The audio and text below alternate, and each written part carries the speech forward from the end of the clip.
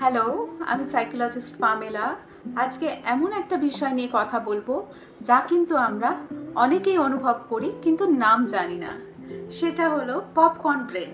আপনি কি কখনো এটা নোটিস করেছেন যে আপনি 1 মিনিটের জন্য ফোনটা নিয়েছেন এবং ফোন নিয়ে 30 মিনিট কেটে গেল, কিংবা পড়াশুনো করতে বসেছেন আর বারবার মনটা অন্যদিকে চলে যাচ্ছে?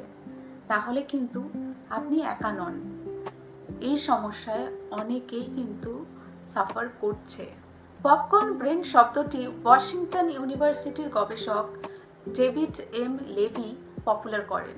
তিনি এই শব্দটি ব্যবহার করেন এটি বোঝাতে যে আমাদের ব্রেন কিভাবে অতিরিক্ত ডিজিটাল উত্তেজনায় অভ্যস্ত হয়ে রয়েছে, যেমন অতিরিক্ত নোটিফিকেশন আসা, ইমেল, সোশ্যাল মিডিয়া, এই সমস্ত জিনিসগুলিতে। যেমন পপকর্ন তৈরি করার সময় গরম প্যানে পপকর্নগুলো ফেটে ওঠে, ঠিক সেরকমভাবেই আমাদের চিন্তা ভাবনাগুলোও কিন্তু অতিরিক্ত ডিজিটাল কনজামশনের মাধ্যমে লাফাতে থাকে। আমাদের মস্তিষ্কে সবসময় ঘুরপাক খেতে থাকে, এটার পর এটা করব, মাল্টিটাস্কিং, মোবাইল চেকিং, এগুলোতে কিন্তু আমরা অভ্যস্ত হয়ে পড়ছি। আর এটিকেই কিন্তু লেভি পপকর্ন ব্রেন বলেছে। এটা কেন হচ্ছে? কেননা আমরা এমন একটা যুগে অভ্যস্ত যখন কিন্তু সব কিছুই প্রচণ্ড ফাস্ট। ইনস্টাগ্রাম, ইউটিউব, ফেসবুক, এই অ্যাপগুলো কেন তৈরি করা হয়েছে? আমাদের অ্যাটেনশনকে ধরে রাখার জন্য ওই অ্যাপের মধ্যে। এবং এই অ্যাপগুলির মধ্যে আমরা যখন ঢুকে যাই, প্রতিটি সোয়াইপেই কিন্তু আমরা পাই নতুন কিছু ইনফরমেশন, প্রচুর ইনফরমেশনের ছড়াছড়ি। Funny content, horror content, astrological content, কি কন্টেন্ট না পাই, সায়েন্টিফিক কন্টেন্ট, কোনটা দেখবো আর কোনটা ছাড়বো। নতুন এক্সাইটমেন্ট, নতুন কন্টেন্টের সাথে সাথে এক একটা কন্টেন্ট এক এক রকমভাবে এক্সাইটেড করে আমাদের। এগুলো কি করে? আমাদের মস্তিষ্কে ডোপামিন বা ফিল গুড হরমোনের পরিমাণকে বাড়ায়, এবং আমরা যখনই ভালো অনুভব করি তখন কিন্তু আমরা এই অ্যাপগুলির মধ্যেই কিন্তু আমাদের ঘন্টার পর ঘন্টা স্পেন্ড করে দিই। আমাদের মস্তিষ্ক অভ্যস্ত হয়ে পড়ে ইনস্ট্যান্ট গ্র্যাটিফিকেশন বা ইনস্ট্যান্ট রিওয়ার্ড একটা সিস্টেমে। ফলে ধীরগতির যে কাজ, পড়াশুনো কিংবা একটা আঁকাকে ধরে ধরে কমপ্লিট করা, সেই কাজগুলো কিন্তু আমরা করে উঠতে পারি না। আপনি যে পপকর্ন ব্রেনের শিকার, তার সাইনগুলো হচ্ছে মনোযোগ ধরে রাখতে আপনার খুব সমস্যা হচ্ছে। বারবার মনে হচ্ছে মোবাইলটা চেক করি, কেউ ফোন করলো, কেউ মেসেজ করলো, কোনো ছবিতে আমার লাইক পড়লো। শান্তভাবে বসে থাকতে পারছেন না, একটা অস্থির একটা মন সবসময় হয়ে রয়েছে।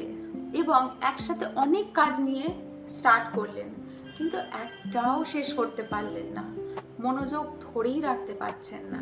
এই পপকর্ন ব্রেন, এটি কি কোনো রোগ? না, এটি কোনো রোগ নয়। যেমনভাবে আমরা ADHD ডায়াগনোসিস করি, তো সেরকম কোনো কিন্তু রোগ নয় এটা। আমাদের মস্তিষ্কে কিন্তু একটা দারুণ জিনিস আছে, নিউরোপ্লাস্টিসিটি। তাকে আমরা যেরকমভাবে অভ্যস্ত করাবো সেটা কিন্তু সেভাবেই অভ্যস্ত হবে। তাই তাকে যদি আমরা বারবার বিভ্রান্ত করি, সেটা বিভ্রান্ত হবে। আবার আমরা যদি তাকে মনোযোগী করাতে শেখাই, সে কিন্তু মনোযোগী হবে। তো এই পপকর্ন ব্রেনকে কিভাবে নিয়ন্ত্রণ করা যায়? তো সবার ফার্স্টে সেটা হচ্ছে ডিজিটাল ডিটক্স।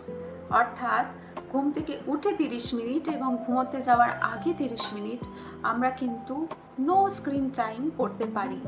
ঘুম থেকে উঠে আমরা একটু বাইরের দিকে তাকাবো, প্রকৃতিকে উপলব্ধি করব, এবং ঘুমোতে যাওয়ার আগে আমরা কোনো রকম মেডিটেশন জাতীয় কাজে কিংবা বই পড়া, এইগুলোতে কিন্তু নিজেদেরকে নিবদ্ধ করতে পারি। দ্বিতীয়ত, একই সাথে একটা কাজ করুন, মাল্টিটাস্কিং করবেন না। তার বদলে একটা কাজকেই মনোযোগ দিয়ে করুন। যদি 10 থেকে 15 মিনিটও একটা কাজকে সম্পূর্ণ করতে পারেন, তাহলেই কিন্তু সেটা একটা বিরাট পরিবর্তন আনতে পারবে। প্রতিদিন 5 মিনিট মেডিটেশন আপনার মনকে শান্ত রাখতে এবং বর্তমানে যে কাজ তাতে কনসেন্ট্রেট করতে হেল্প করে। এবং ব্রিদিং এক্সারসাইজও কিন্তু আপনার আবেগ নিয়ন্ত্রণ, মনোযোগকে বাড়ানো, এই প্রতিটিতেই কাজ করে। আপনারা যদি চান, আমি ব্রিদিং এক্সারসাইজ নিয়ে একটা ভিডিও বানাতে পারি আলাদা করে।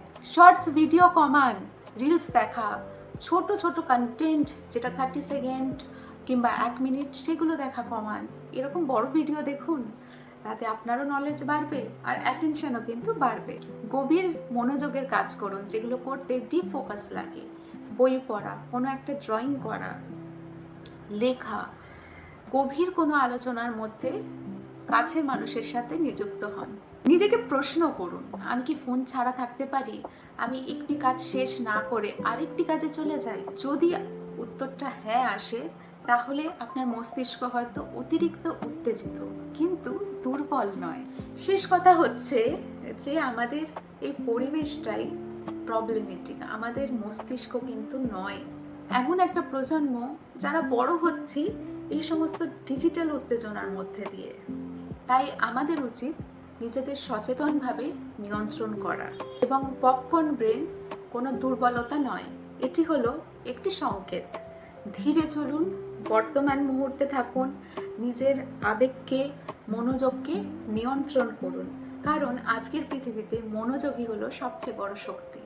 এই কন্টেন্টটি ভালো লাগে তাহলে অবশ্যই কাছের লোকেদের সাথে শেয়ার করে দিন, এবং কোনো প্রশ্ন থাকলে অবশ্যই আমাকে কমেন্ট বক্সে জানাবেন। Thank you for watching. দেখা হবে পরের ভিডিওতে নতুন কোনো কন্টেন্ট নিয়ে।